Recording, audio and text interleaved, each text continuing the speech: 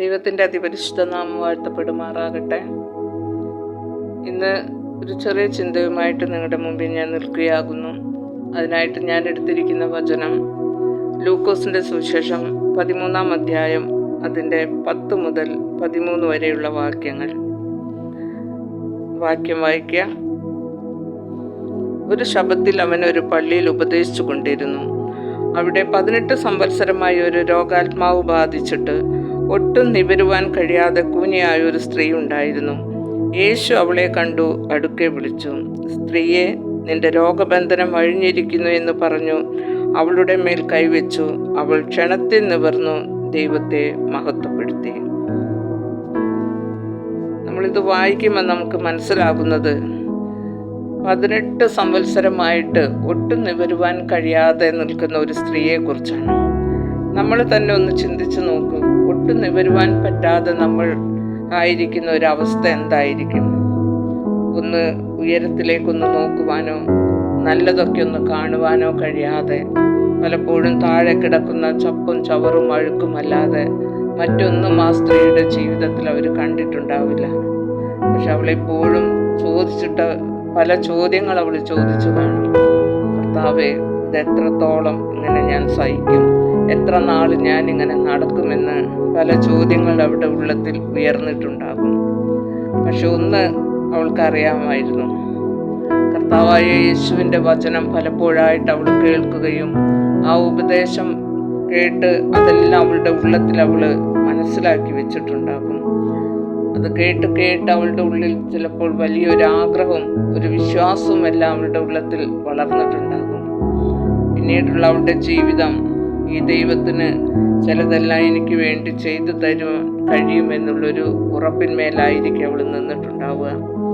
നമ്മളും പലപ്പോഴും ദൈവത്തോട് പല ചോദ്യങ്ങൾ നമ്മളും ചോദിക്കും. നമുക്ക് രോഗം വരുമ്പോൾ അല്ലെങ്കിൽ പലവിധമായ കഷ്ടതകളും പ്രയാസങ്ങളും നമ്മുടെ ജീവിതത്തിൽ വരുമ്പോൾ നമ്മളും കർത്താവിനോട് പലപ്പോഴും ചോദിച്ചിട്ടുണ്ട്, എൻ്റെ കർത്താവേ, ഞാൻ എത്രമാത്രം ഇത് സഹിക്കും? ഞാൻ എങ്ങനെ മുന്നോട്ട് പോകും? എന്നെല്ലാം നമ്മളും പലപ്പോഴും ദൈവത്തോട് ചോദിക്കുകയും ചിന്തിക്കുകയും എല്ലാം ചെയ്തിട്ടുണ്ടാകും. നമ്മൾ വചനം നോക്കുകയാണെങ്കിൽ തന്നെ വചനത്തിലും ദാവീദ് പലപ്പോഴും ദൈവത്തോട് പല കാര്യങ്ങളും ചോദിച്ചിട്ടുണ്ട്. യോന ചോദിച്ചിട്ടുണ്ട്, ഏലിയാവ് ചോദിച്ചിട്ടുണ്ട്. അതുപോലെ തന്നെ ഈ സ്ത്രീയുടെ ഉള്ളിലും അനേകം ചോദ്യങ്ങളുണ്ടായിരുന്നു. പക്ഷെ അവൾക്കറിയാമായിരുന്നു ഈ വചനമെല്ലാം കേട്ടപ്പോൾ ഇതിൻ്റെ മേലെല്ലാം ഒരു ഉത്തരമുണ്ടെന്ന്. അതുകൊണ്ട് തന്നെ അവളുടെ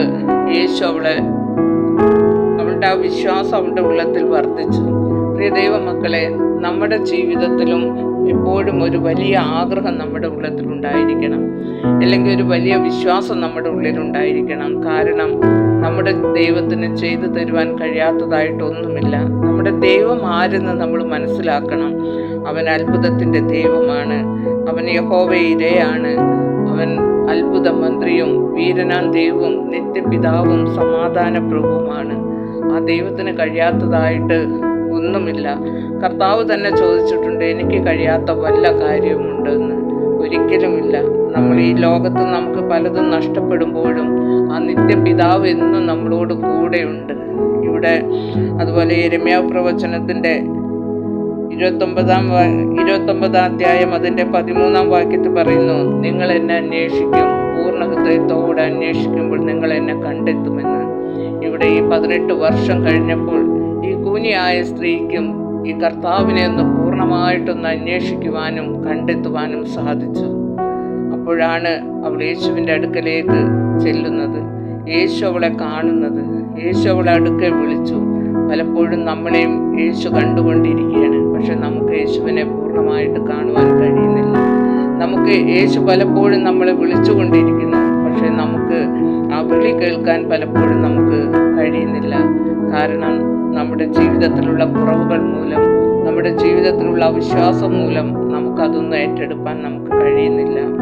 ഇവിടെ യേശു അവളുടെ അടുക്കലേക്ക് കടന്നു ചെന്നപാട് യേശു പറയുന്നു, സ്ത്രീയെ, നിന്റെ രോഗബന്ധനം അഴിഞ്ഞിരിക്കുന്നു എന്ന് പറഞ്ഞു അവളുടെ മേൽ കൈവച്ചു. അവൾ ക്ഷണത്തിൽ നിവർന്നു ദൈവത്തെ മഹത്വപ്പെടുത്തിയെന്ന്.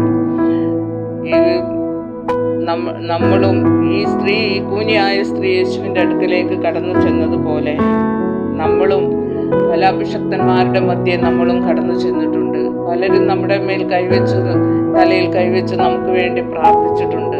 പക്ഷെ നമ്മുടെ അവിശ്വാസം മൂലം നമുക്കതിൽ നിന്നൊന്നും പ്രാപിക്കാൻ കഴിഞ്ഞില്ല. നമുക്ക് ക്ഷണത്തിലൊന്നും നിവരുവാൻ കഴിഞ്ഞില്ല. ആ നിവരുവാൻ കഴിയാത്തത് കൊണ്ട് തന്നെ നമുക്ക് ദൈവത്തെ മഹത്വപ്പെടുത്തുവാനും കഴിഞ്ഞില്ല. കാരണം നമ്മുടെ അവിശ്വാസം മൂലം നമുക്കിതൊന്നും പ്രാപിച്ചെടുപ്പാൻ നമുക്ക് കഴിഞ്ഞില്ല. എബ്രായർ ലേഖനം 11:1 പറയുന്നു, വിശ്വാസം എന്നതോ ആശിക്കുന്നതിന് ഉറപ്പും കാണാത്ത കാര്യത്തിന്റെ നിശ്ചയമെന്ന്. അപ്പൊ നമ്മൾ ഈ സ്ത്രീ ആണെങ്കിൽ കാണാതെ വിശ്വസിച്ചു. അത് നിന്റെ രോഗബന്ധനം അഴിഞ്ഞിരിക്കുന്നു എന്ന് പറഞ്ഞപ്പോൾ അവള് എവിടെയും നോക്കിയില്ല എന്താ സംഭവിച്ചത് എന്ന്. അവളത് ക്ഷണത്തിൽ നിവർന്നു നിൽക്കുക ചെയ്ത്. പരിശുദ്ധാത്മാവ് അവളുടെ ഉള്ളിലുണ്ടായിരുന്നു. നമുക്ക് പലപ്പോഴും ആ ക്ഷണത്തിലൊന്നും നിവരുവാൻ നമുക്ക് കഴിയുന്നില്ല. നമ്മുടെ രോഗങ്ങളും നമ്മുടെ കടബാധ്യതകളും നമ്മുടെ മറ്റു പ്രയാസങ്ങളും എല്ലാമായിട്ട് ഇപ്പോഴും നമ്മൾ കുനിഞ്ഞു നിൽക്കുന്ന ഒരവസ്ഥയിലാണ് നമ്മളായിരിക്കുന്നത്. അതുകൊണ്ട് നമുക്കും ഈ ദൈവത്തെ വിശ്വസിച്ചുകൊണ്ട് ഈ ഒരു വലിയ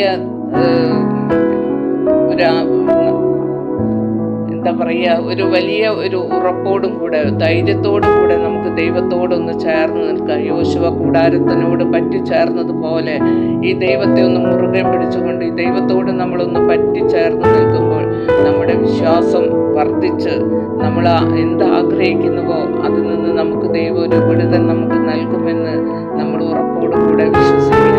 കാരണം നമ്മുടെ എല്ലാ കുനിഞ്ഞ അവസ്ഥയ്ക്ക് ഒരു മാറ്റം വരുത്തുവാൻ നമ്മുടെ ദൈവത്തിന് കഴിയും. ആ സമയത്ത് നമുക്കും ഈ ദൈവത്തെ ഒന്ന് മഹത്വപ്പെടുത്തി, എത്രത്തോളം ദൈവത്തെ നമുക്ക് മഹത്വപ്പെടുത്തുവാൻ പറ്റുമോ അത്രത്തോളം മഹത്വപ്പെടുത്തി നമുക്ക് ഓരോരുത്തർക്കും നമ്മുടെ ഈ അവസ്ഥകളിൽ നിന്ന് ഒരു വിടുതൽ പ്രാപിക്കാൻ ദൈവം നമ്മളെല്ലാവരെയും സഹായിക്കട്ടെ എന്ന് പ്രാർത്ഥിച്ചുകൊണ്ട് ഞാൻ എൻ്റെ വാക്കുകളെ നിർത്തും. ആമേൻ. God bless U.